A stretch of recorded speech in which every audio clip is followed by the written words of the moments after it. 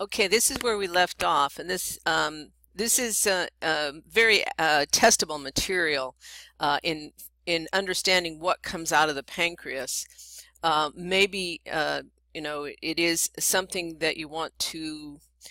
One of the things I think you can use these lecture segments is because you can stop them, you can fast forward them, is to have your book open and be reading the information in the book while we're talking about it, and maybe stop the lecture and read and then pick the lecture up again. But the pancreatic fluid is extremely important because it neutralizes that acid coming out, that pH. So it brings the pH into a neutral almost immediately. And the other thing with regard to follow up on what we were talking about in the last one in regulation is all of this happens way in advance of the actual chyme coming to the duodenal ampulla. So you have the stimulation of the CNS that gets the pancreas starting to create its fluids, because some of these, like the enzymes that the pancreas creates, takes a long while to build. And so it has to be ready for that particular spoonful of chyme that comes through at that time and ready to act on it right away, because it's going to be moving through. If it's not there to act on it right away, it doesn't get broken apart. It doesn't get broken apart. That means it's going to move its way through. It's not going to be in a product that the body can absorb. And the person, in essence, can eat and eat and eat and still be malnourished because there isn't anything that's absorbed. So most of the secretions that come out of the pancreas are exocrine. They're glandular secretions from the epithelial cells, and it's this pancreatic fluid. Only about 1% of the pancreas is this endocrine portion, which will secrete glucagon and insulin. About 1,200 to 1,500 milliliters per day in volume. We'll have to look at one of our beakers in lab to see, because that's about, I guess that's 2 bottles, two actual bottles of your regular juice size, but hopefully you have a juice size bottle. You can look at that. And the pH is about 7. And so it's going to neutralize the acid right away. It's mostly water and bicarbonate. Water and bicarbonate. Bicarbonate is sodium bicarbonate is an excellent buffer. Some salts, there can be an ionic buffer also. And then the rest of it is going to be these digestive enzymes. And many of these digestive enzymes are secreted inactively. So secreted and they are inactive, because if they're secreted and they're active, they're actually going to damage the area that it comes from. So they are inactive when they come out, so they don't damage the cells that they're coming from. And a good list is, and you can kind of figure this out by its name, what it's going to act on. So the amylase, we know that from the mouth, so that's going to act on starches. Trypsin's going to act on proteins. Enterokinase is going to be an enzyme that is going to enterokinase. I have a nice, I'm actually looking at my book too at the same time. I think you should have your book open. And actually the chart is on page 924. And not seeing that. Sorry, it's try to look this stuff up. I'm thinking probably it's going to act on proteins, but that's a probably. And then anything with trypsin is going to act on proteins, and then anything with carbo is going to act on carbohydrates. Lipase is going to act on lipids. And then you have 2 new ones that we haven't talked about yet. The deoxyribonuclease is going to act on nucleic acids. So amino acids then get broken down even further to, the proteins get broken down even further into nucleic acids that can be rebuilt into more of yourself.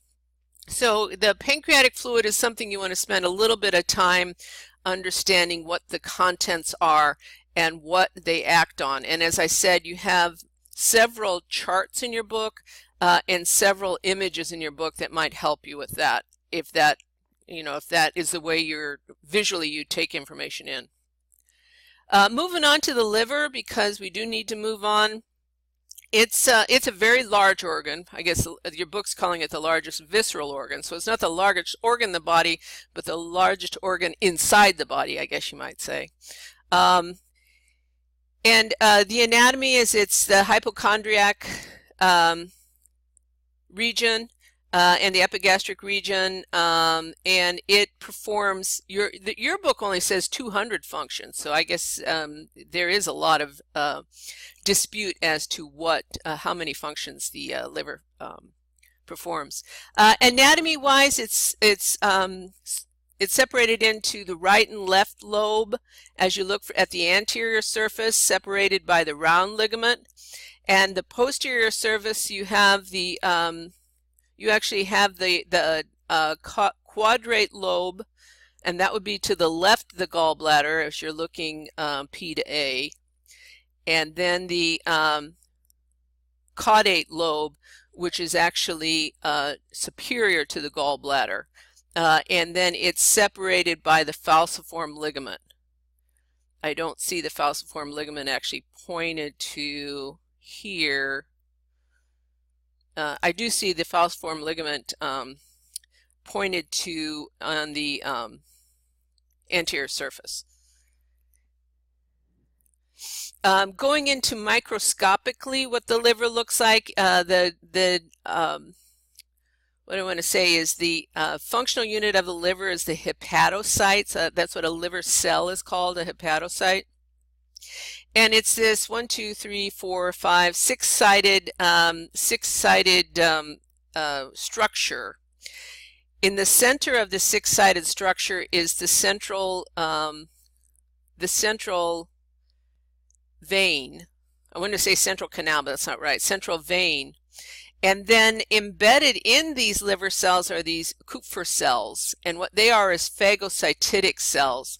They have the ability to basically eat, phagocyte eat, and then that's part of the liver's inactivation, so being able to inactivate toxins, its function. Also, the Kupffer cells have the ability to store some things, like store irons, store some heavy metals, so take them out of circulation. It's not good for them to store them, but have the capacity to do it. And then the liver blood flow system.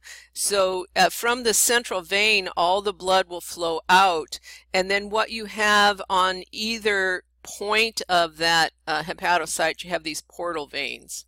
So it's a very extensively vascularized organ. And then the other thing you see pretty glaringly is most of the vascular colors are blue. You have some red vascular colors, but most of them are blue. That's because all of the blood that's coming from the digestion system is dumped into the liver before it's dumped into the systemic circulation. So you have blood that's coming back to the heart, so it's venous blood, but it's going through the liver. So the liver is kind of the first one to pick off things that it wants, and also to try to neutralize things that are considered harmful to the body. The liver has many functions with regard to metabolic functions, regulating blood, bile production, regulates the composition of circulating blood in terms of nutrients, and waste product removal. It can store inactive, store nutrients. It can store glucose a little bit, and then, as I said, it can inactivate drugs and other things that are deemed harmful to the body, and that you want to get out via basically the urinary tract. It also takes part in carbohydrate and lipid metabolism, and some vitamin storage and some mineral storage. And it looks like I wrote drug inactivation twice there. I apologize for that. I guess that was really important. I mean, it's not really important, but I just wrote it twice. How the liver and gallbladder work together. So liver produces the bile, sends it to the gallbladder. The gallbladder then stores it and concentrates it until the message comes to release it. So bile is released into the duodenum under the stimulation of cholecystokinin, and then you have the word written out and the abbreviation, so you have the two together. And remember, this is under the control of CNS. This is under control of the parasympathetics via the vagus nerve. So this is all happening way before the food actually gets there, that everything is getting ready for it. And then this is another image. Again, I won't necessarily belabor the information that's on there, but it's another image. I'm glad it's coming up very clear here. That is a go-to image with regard to the hormones that are secreted into the duodenum. At the same time, we talked a little bit about gastrin from the G cells in the stomach, secreted by G cells. Actually, you have G cells in the stomach. You also have G cells in the duodenum. Don't let me confuse you. And so you have incompleted proteins. It's going to increase stomach motility. You have secretin. Secretin has this effect with regard to increase the secretion of bile and buffers. So basically, it's kind of written in the name. Secretin increases secretion. You can think of it that way. Gastric inhibitory peptide, that's the GIP. Fats and carbohydrates, especially glucose, enters the intestines. And then cholecystokinin, especially lipids and partially digested proteins. Vasoactive intestinal peptide, it's going to act on the capillary glands. So vasoactive kind of is written in the word, allow them to dilate, and so they're able to absorb more. And then the last one stimulates mucus. So mucus is needed all the way through the whole process. And again, you have this in your book. Another image, I really did repeat these images quite a bit, but hopefully it works for you. This does become a little bit more of a more difficult thing to get in your head. Food in the stomach, gastrin is going to be released, increases acid production, so it makes the stomach work harder. You can think of that. Everything the stomach does makes it work harder. Then you have we have GIP released, and what that's going to do then is releases insulin from the pancreas. So again, preparing it for the fact that there's going to be glucose that's going to need to be taken up. Cholecystokinin and secretin, those are going to increase pancreatic enzymes and buffers, so that bicarbonate, and then dilation of the capillaries. All of this facilitates nutrient creation and absorption, and all of it it facilitates the utilization by the tissues. And then moves on from the duodenum to the jejunum. Then onto the large intestines. We're almost done with the anatomy of and then we need to do kind of some tying it all together type slides.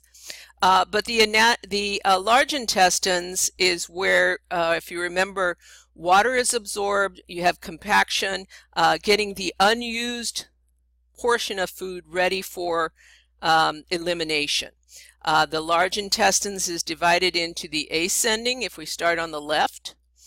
So the interface between the large and small intestines is the cecum, and you have a valve there called the ileocecal valve.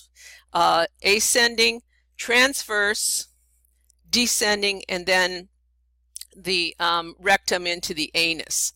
We need to stop now and pick up on the next one.